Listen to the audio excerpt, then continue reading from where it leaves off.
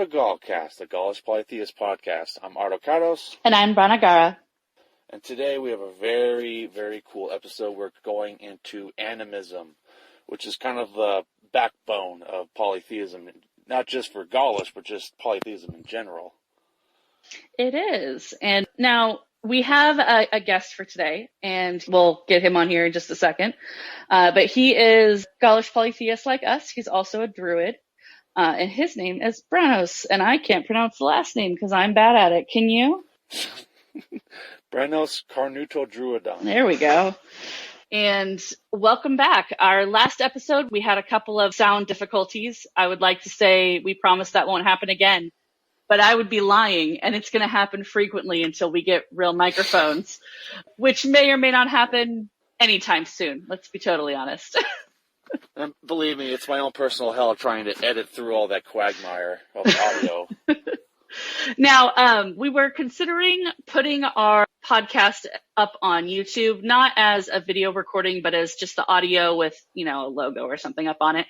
So if our listeners want to go ahead and get back to us, let us know if they would like that. Go ahead and just leave a comment on whatever format of listening to podcasts you use, because we're on all of them.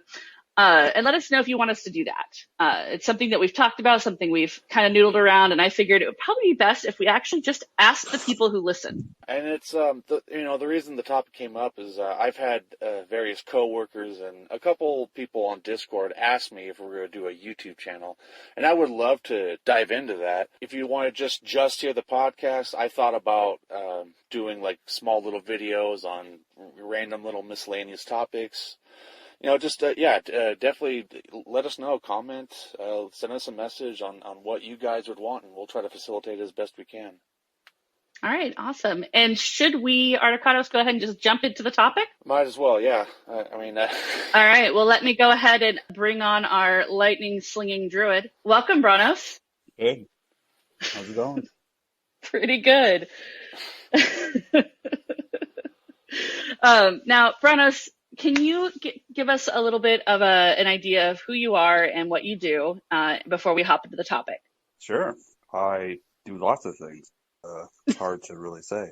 A blacksmith, crafter, study all kinds of different aspects of ancient cultures.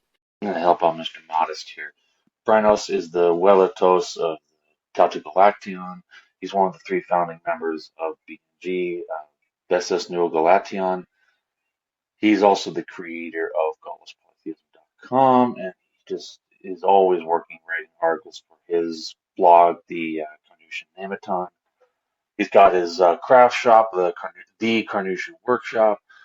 Just, the guy's doing a lot of stuff. Yeah. And now, you're our guest for talking about animism. The reason why we picked you is because, one, you explain it the best for people who are new. And two, you get very passionate when you talk about things, and that's always something we enjoy. Now, we're going to ask you questions throughout this. We'll probably interrupt you. We have bad manners. We interrupt each other a lot.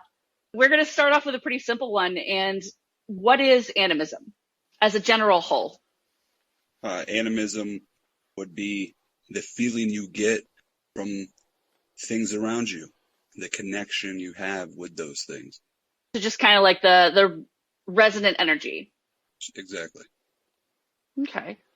I know the online definition is the idea that places, things, animals, objects have a spirit or soul to them, and in some cases, those spirits are evolved, maybe not evolved, Sentient, or kind of seen as sentient, like as minor deities in some cases.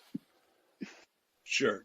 I would have to say that for me personally, there's a difference between soul and spirit, right? Some things to me have a soul and a spirit. Some things just have a spirit. For instance, I don't necessarily think a rock has a soul. It does have a spirit, but again, you say you're a bird and you landed down on that rock itself has a spirit. Well, that bird jumps up and flies up. The more it flies up, it looks back down, and there's more rocks, and there's a big river attached to that. Now, I would say that whole energy around that, now that's where the soul comes into place with naturalistic things like that. Okay, so a little bit more of like the interconnected whole as opposed to just an individual thing. Sure. I mean, like for instance, you and me, we have a Hmm. soul and we have a spirit. So I would say there's a difference between a living thing and the opposite of living. I wouldn't use the word dead, because that's not exactly defining a rock. Maybe like inert. Yeah, sure. Exactly. So, Okay. you know what I mean? I would say like we each give off a certain kind of energy, and that energy would be like our spirit. Okay, no, that actually makes sense. I had to think about that for a moment, but all right. So spirit is more of the energy and soul is more of the sentience. Right, exactly. Okay. Now, how would that tie into polytheism? Well, I mean, I guess that's a hard question to answer because, I mean, there's many kinds of polytheism. But the very beginning of things were very animistic. One could look at it as at one point we all used to travel together to go to this sacred site. For instance, healing shrine, spring, a bath, river, whatever. And we used to all go there because of the energy it's resonating with us, and it's all that stuff. The goddess or God, most of the time goddess, were there. And as we start to evolve and understand a little bit more about ourselves and the natural world around us, the more we realize that we don't necessarily have to go to that spring anymore. We can be at home or around our house and create a dedication of some kind, whether that's, an idol in the shape of the feeling that spring 300 miles away used to give us. Now it's right here at our home. And that, is the goddess now, based upon that resonating energy from that healing spring that was very animistic to us. We turn that into a god, or, it was a god all along. It just depends on interpretation there. So underneath polytheism, underneath every theism and everything is an animistic approach. It's interesting you say that. I was doing a little bit of research on animism beforehand, trying to come up with questions for you, and it just seems like animism kind of came before all these established religions, belief systems, spiritualities, or what have you. It all started with like the stepping stones that is animism. Yeah, I mean, it's just natural. It's part of who we are. We're connected to this place, and animism is, again, it's a word with letters in it, create definitions. It becomes a term. It's thrown around, blah blah blah. Minus all that, we get to the heart of what it is, and that is that interconnectedness between everything that's here. You can strip everything away, all the idols, all the names, and everything to the gods and books and stories and all that. You still have that connection. You can't strip that interconnectedness to the cosmos away. Oh yeah. So, kind of getting a little more specific from the last question, how would that tie into Gaulish polytheism? Well, lots of ways. For one, like for instance, the Nemeton, right? Our sacred space. We have a goddess, Nemetona. It's connected to this sacred space.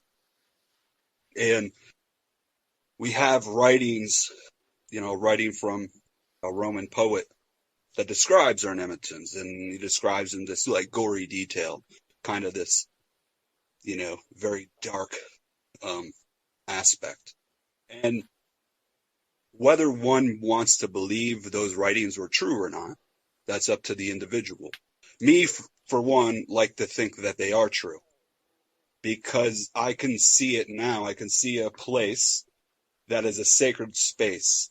And to keep people out, because we got to remember, the Gauls, before Rome and all that jazz, their sacred spaces were outside, oak groves and things like this. So there's no doors there. There's no way to keep people out like there is temples and stuff. So you create this atmosphere on the outside of it, which were severed heads, all kinds of things from that description, right?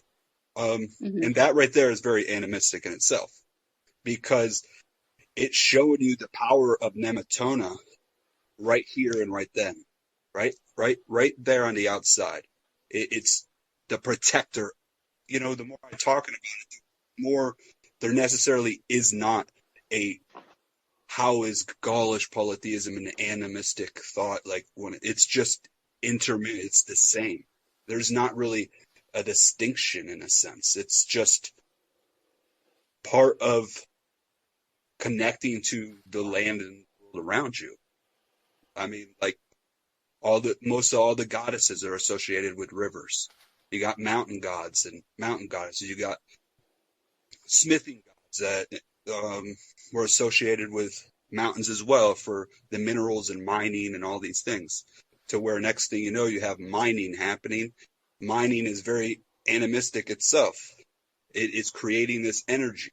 People looking at this with awe, inspiring of thought, and bringing it higher than themselves because it's starting to dominate themselves. So it's one and the same. Okay, so there's really no reasonable way to separate animism out of spirituality. I think not. Like at the start of the sentence, I was like, well, there's a few things, but that's incorrect. I mean, what I was saying, that was just more few kind of examples, but there is no distinction. It's just a part of it. And polytheistic thought is animistic thought.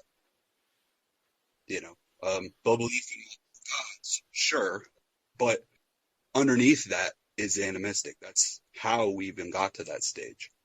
Now, is it reasonable to be able to just be an animist without being a theist? Yeah, sure. The thing is, like, you will probably end up becoming a theist at some point. Not everybody. It just depends on the personality of the individual. We're all programmed different, and we connect with things that make sense to us in the world around us. Yeah, I mean, you can believe in the spirits and the souls of things without believing in the gods and goddesses all around. So this was a question I wrote in there. So various online sources say that animism can be applied to not just things, but even words. And if that is something that you agree with, just an example, would that be applied to people who use runes or runas for divination? Yeah, I mean, everything is animistic. So yes, I mean, words are very powerful things. Now, if somebody's not used to, like, if you're looking at somebody who's brand new to embracing the idea of animism and they're wanting to try and find a way to incorporate it into their spiritual praxis, how would you recommend kind of getting started there? Incorporating animism into your life? Yeah. I wouldn't recommend because it's already there. But people are already animist. You know what I mean? Like, you have so say there's somebody that's new to things and stuff like that, and they have, a little altar, and they have the rocks and they're things that they like put on those shelves. Well, the reason why you have those on your shelf is because you have a connection to those things. Whether it's the rock, whether it's the statue, the cloth, whatever, you already are there. You already have that connection. It's just a matter of really, really more of a matter of just acknowledging that connection. Yeah, exactly. I mean, it's just the term. Again, it's that term. The feeling is there. The connection is there. Most people are animistic and they don't even know it. Okay. Almost everybody is animistic and don't know. Now, does animism also apply to created objects? Like cars, knives, houses? Now, this is one of those topics that is somewhat new. It's hard for me because I am somebody that tries to live backwards. So I like to make my own things and do all these things. And I know the energy I put into making something I'm creating something to have a certain energy. When I go back and I shape the knife, I'm forming an energy within there that's going to resonate with someone else. Now, when it comes to factory machine-made things, I would say there's probably still a animistic quality if it's a good thing, personally. That's when we kind of go into this weird realm of things, right? Like, of course, I'm going to say that because I like to make handmade stuff. I would say that, for instance, if somebody was going to buy an idol, I would recommend always going to buy the idol from somebody that handmade it, just because it's not a reproduction. You know, it's got sweat, hours, time involved in creating this. Not just creating the idol itself, but the image and thought that went into how many concepts was there before it came to this. Compared to something bought from the store, I don't know if we call that animism. I don't know. I haven't really thought that much into that part because usually I try to deny those things in my life. But again, there is a spirit to it. I'd have to, just don't know if it's good or bad. Well, as a crafter myself, I noticed things that are, like you said, things that are handmade. Like there is like an energy to it. You could feel that person's energy, the toil, the attention they put into it, the blood, sweat, and tears. Definitely blood for me. The times I've cut my hands carving idols. But like there's something way more, like something beyond sentimental. Like there's definitely a power to it versus something that's bought from a store that was factory made. It was just someone pushed a button and then poof, it came out. There's not much really, not much substance into an object like that. Something that kind of leads into that, like if you have, let's say, a house, like my house was built in 1934. Now, I would assume in 1934, when it was built, there wasn't a whole lot of energy to it. It was a new house that hadn't been lived in. But now, this is an old house that has had multiple families in it, that has had deaths happen in it, births happen in it. Would you think that something with that kind of a history, do you think that would be a little more cookie cutter build? Well, yeah. I mean, there's multiple things that go into that, right? First, you have the land that the house is even on, right? That's a part of an energy right there. And then you have the multiple different people that built the house, right? From their hard work and their time and their energy, and then all the different people that lived in the house, all the different things that went on. So I would say even that is different than, something mass produced. It's multiple hands-on. It's multiple things that made that so. So yeah, it's a little different than, like if a house was like shot out of a little thing or it's a boom.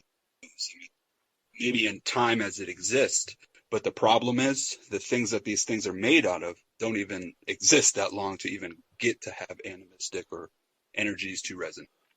So this is a question I wrote down based on something I did a little while back where I had a personal, spiritual experience with the Spokane River, which is a river very close to where I live.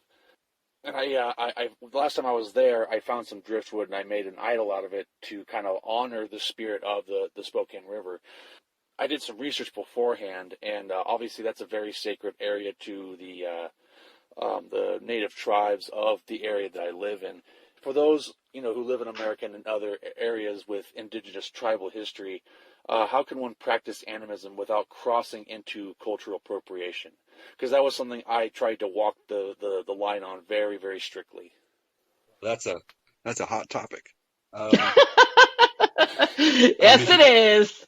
So we're here for the hot topics.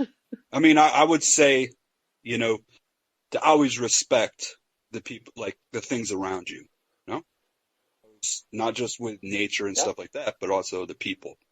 So yeah, I mean, it's one of those hard realms. I mean, I would personally go out and seek, like for me, if I have questions like this, I ask my neighbor.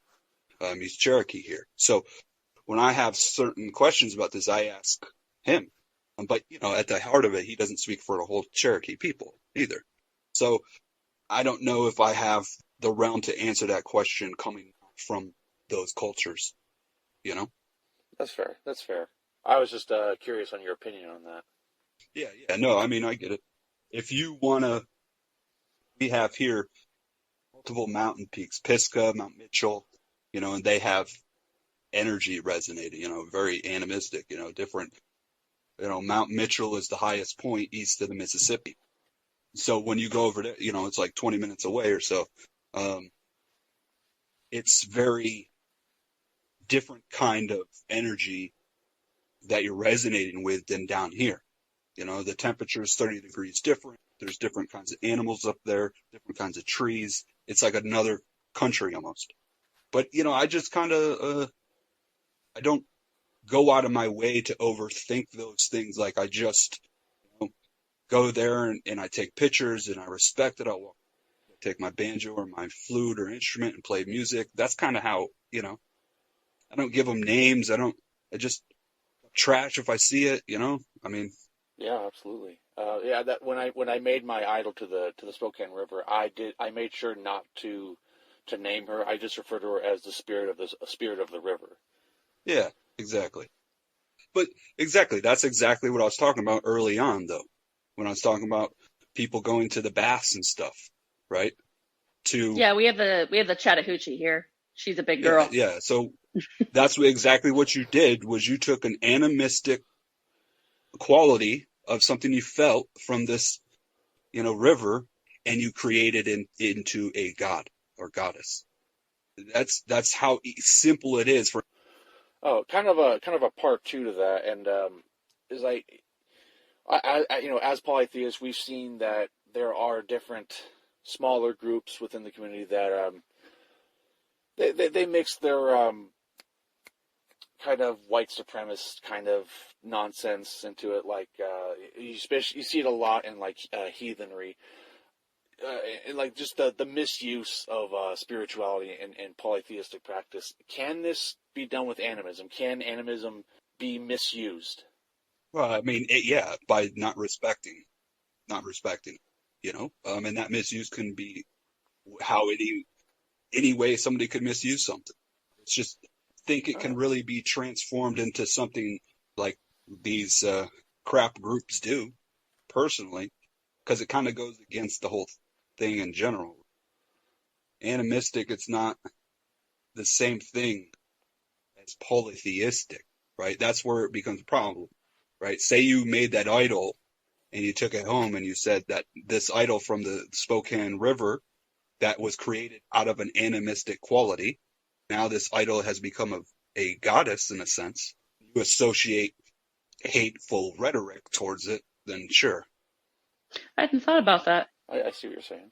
If someone's going out and doing something like rock hunt, or if, let's say, I'm on Bureau land management land and you can actually like forage and stuff there, or if I'm a private property that I've got the permission to be on, is there a way to sort of thank the spirits of the land for whatever it is we are able to gather?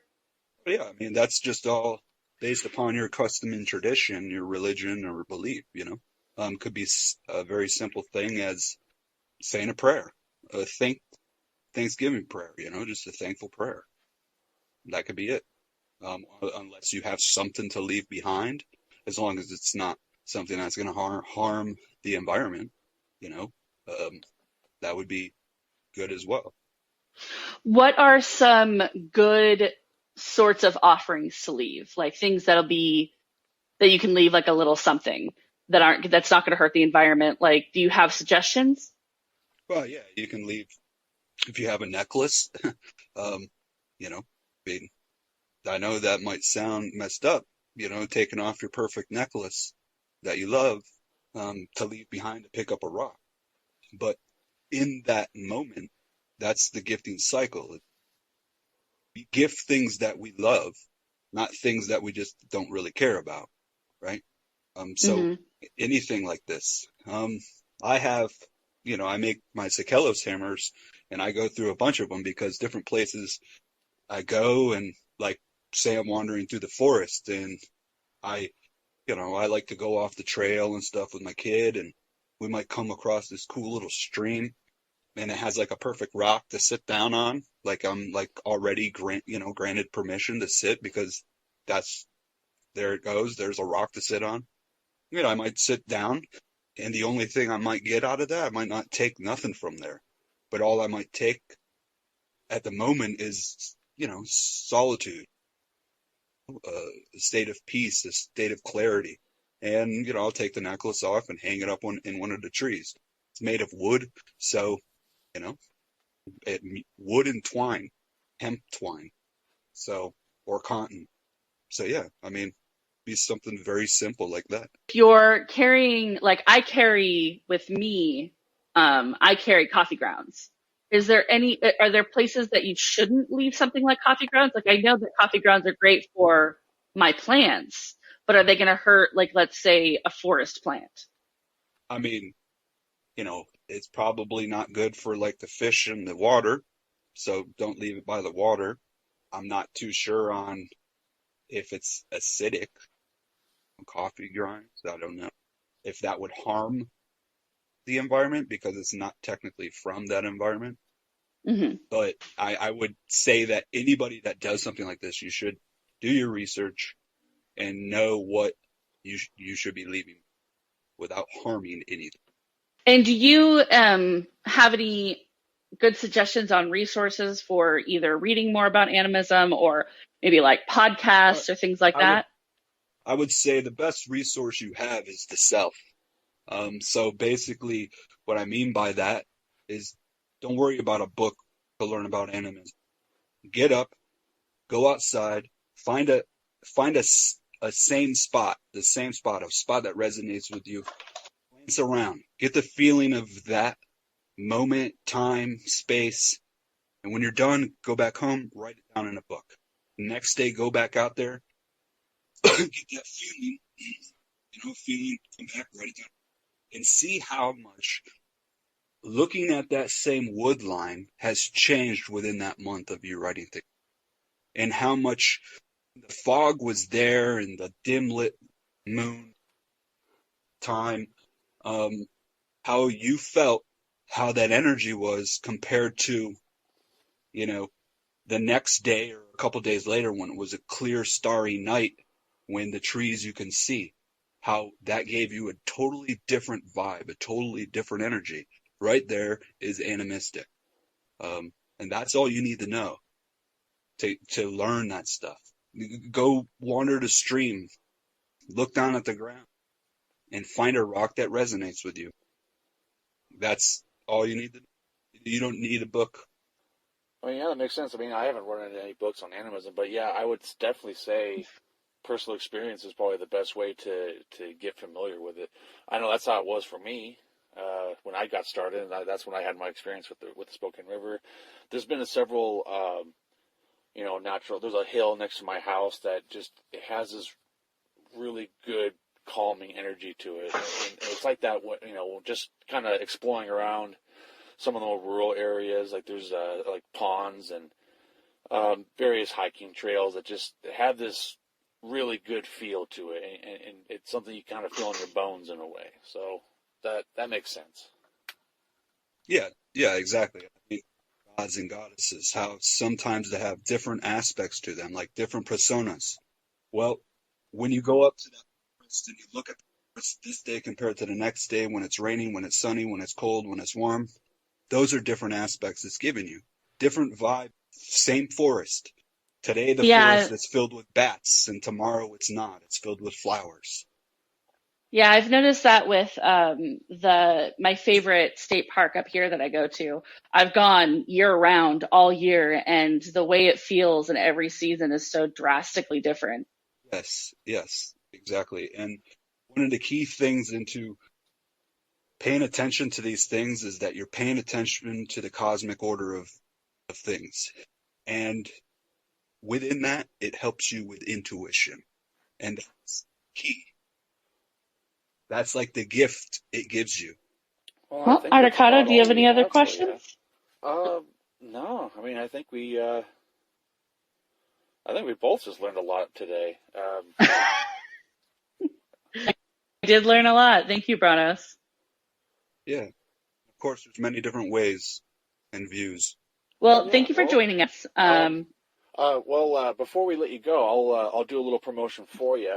For anyone that wants to see or perhaps purchase some of Branos' lovely crafts, jewelry, board games, just all the neat stuff you make, head to thecarnutionworkshop.com and, yeah, put the guy to work. I have 3 of the same necklace from there because I'm making a pair into earrings. All right. Well, thank you very much, Branos. We appreciate your time and your endless fount of knowledge. Yeah, sure. And you have a good evening. Hey, peace be with you. Peace with you, brother.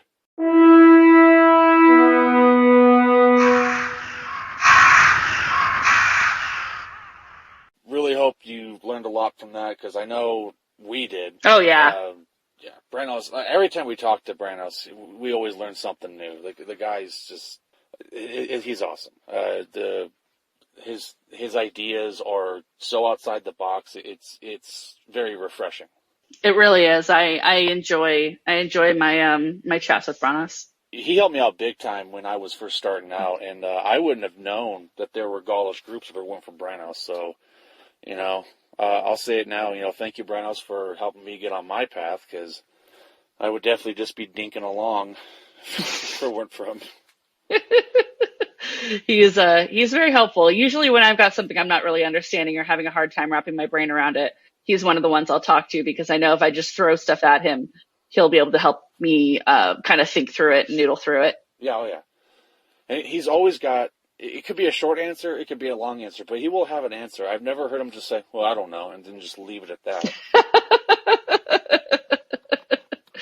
I have heard him say, I don't know, but usually he'll say, I don't know, ask X person. Yeah, that's about it, yeah.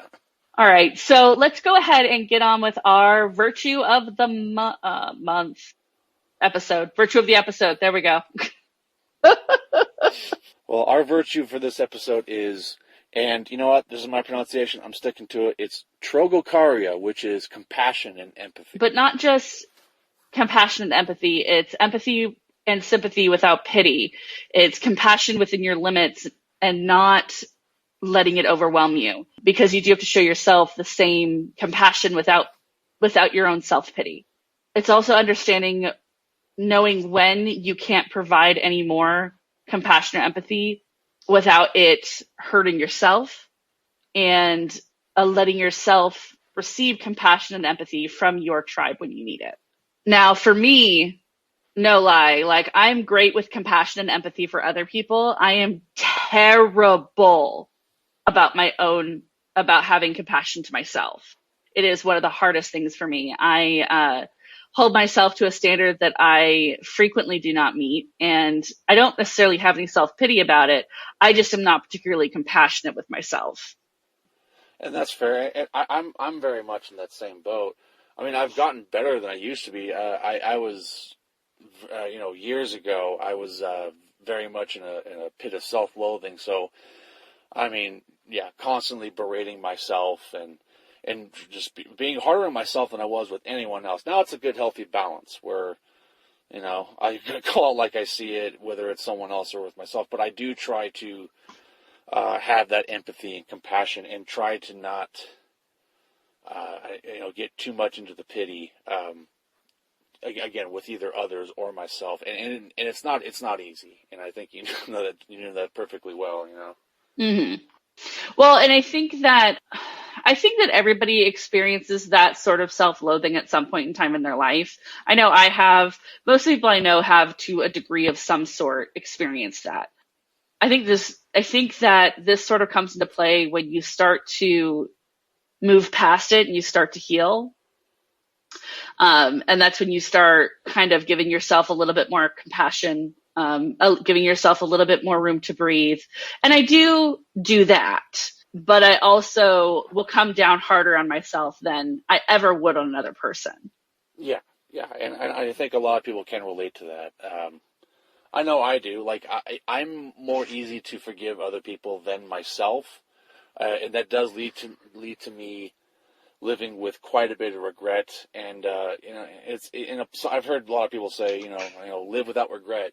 It is near impossible in my mind to do that because, like you said, I hold myself up to a certain standard, and I'm human, so I do accept my mistakes and my setbacks, but there are certain ones that are in my mind unacceptable. I should have known better. And it can be small, it can be big, but it is something, a skill that we definitely need to learn is to have that kind of self-forgiveness, that empathy towards ourselves, like we would to other people, because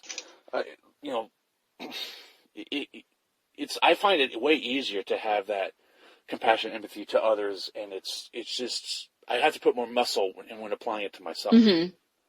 At what point do you consider sympathy turning into pity? Well, I guess on a personal note, oh man, I probably don't want to tell that story because the guy I think listens to this podcast. Yeah, maybe not that one. Well, I guess I have. I don't want to say I have relatives because I know I've been that relative where the kind of the black sheep of the family where. Oh yeah, I've been that relative. Yeah, I know. I know my younger brother would probably still consider me the black sheep, but that's a whole nother quagmire of nonsense. You have a family member that you love to death and you want the best for them, but you see them making these decisions or living their life in a way that, and it's not just, well, I wouldn't live that way if he is, or if they are, hopefully they're happy, but when you sympathize with that, and when it kind of crosses that line into pity, I guess pity will kind of negates respect, if that makes any sense. Where you can be sympathetic to a person and still have. So maybe when you start viewing that person as lesser. Yeah, exactly. Yeah, that's a good way to explain it. Because when you can be sympathetic to a person and still have high regard and respect for them, but once you pity a person, maybe not intentionally, but subconsciously, they are kind of lower or lesser to you. That makes sense. Yeah. Definitely. Yeah, that's definitely not a good space to be in, or at least, or to either for ourselves or for others. We kind of all want to be on the same playing field, Mm-hmm. So yeah, I think that's when compassion turns to pity, is when you start viewing that person as lesser, even if it's not a sort of conscious thought. Now, I know that compassion within your limits, that's another one that I struggle with. I am one of those people who will show compassion to the point of destroying myself. That is something that is pretty unhealthy for anyone to do.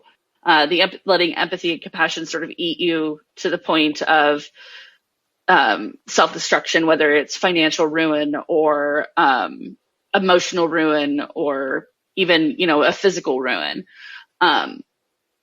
It's one of those things you have to be very careful with, because being compassionate can be consuming. Oh yeah, it can be. Well, I know for people that have, like myself, I'm going through a divorce. People that have had a bad past, relationship, and you had feelings for that person at one point. It doesn't matter how bitter you are now, and I'm definitely speaking for myself there. But it's you look back and you kind of want to look through rose-colored glasses, but it is very, like you said, damaging on definitely an emotional level. At least that's my experience. Yeah, I've let it damage me emotionally. I've let it damage me physically. I've let it damage me financially. I've done it all. I try and be very careful about how much compassion or empathy I show, just because it is very easy for me to sort of get consumed by it. I like helping people, and so that makes me a little more prone to overdoing it, one might say. Oh yeah. But overall, I think that it's a good, as long as you maintain that balance, it really is an excellent virtue to apply to your everyday life. Oh, absolutely. And yes, it's a slippery slope once you kind of fall out of that balance, because it's damaging definitely to yourself, whether it's emotional, financial, sometimes physical. That's been me. I'm a big guy, so, I've had friends and family, oh, hey, come help me move. And then, by the end of the day, I'm like physically a wreck because I kind of overdid it. And then I have my own life the next day, and I'm walking into it like sore, or possibly, minor injury that I'm ignoring because it's me. But yeah, you have to find that balance. And I think that's definitely the key to this virtue. Normally I would try to find a historical moment where this can be applied. I don't think I couldn't. I tried. We don't have a whole lot of record on the Gauls where I could see a story or an event where, compassion, empathy, or although, hang on a second. I know I've mentioned it before, and it's a name I forgot to write down again, so I'm not even going to bother pronouncing it. But the Aedui druid / chieftain who sided with Caesar, I mean, he did all that out of compassion for his own people, but and while, a lot of what he said was written down, it's one of the few, written sources on the Gauls that we have. It did come at a cost, is that in the end, his people were dominated by Rome. So it was an act of compassion, but with a pretty heavy cost. So I guess there's a historical example there. That is a pretty good historical example. All right. Well, I think I've exhausted that pretty much. How about you? Yeah, I think we've beaten that one to the ground. All right. So thank you so much for tuning in to listen here with us on GaulCast. Next month, we're going to start a series called Oh My Gods. It will be a 3-part series. The first part will be the Gaulish gods. The next part will be ancestors. And the third part will be spirits. And that will cover from March all the way through May. Please make sure you do tune in for that.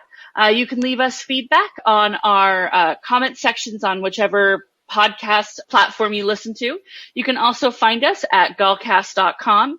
You can find us on our social media. Our Twitter is GaulCast Podcast, and our Instagram and Facebook are both just GaulCast. And off of any one of our social medias, you should be able to find our Patreon as well. So go ahead and support us if you can, whether that's just by sharing or by joining our Patreon. Thank you for having us. Definitely send us questions, because this was really hard to kind of come up with animism questions on our own. But thank you for the thank you for the few questions we did get. So yes, please, if you have questions for us to ask each other or ask the guests, send them to us. Do some of that work for us. I would appreciate it. All right, I think we're all done. Yeah. I think it's time for me to go to sleep. I think it is time for you to go to sleep. Thank you, guys. Yes. All right. Thank you, guys. See you next time.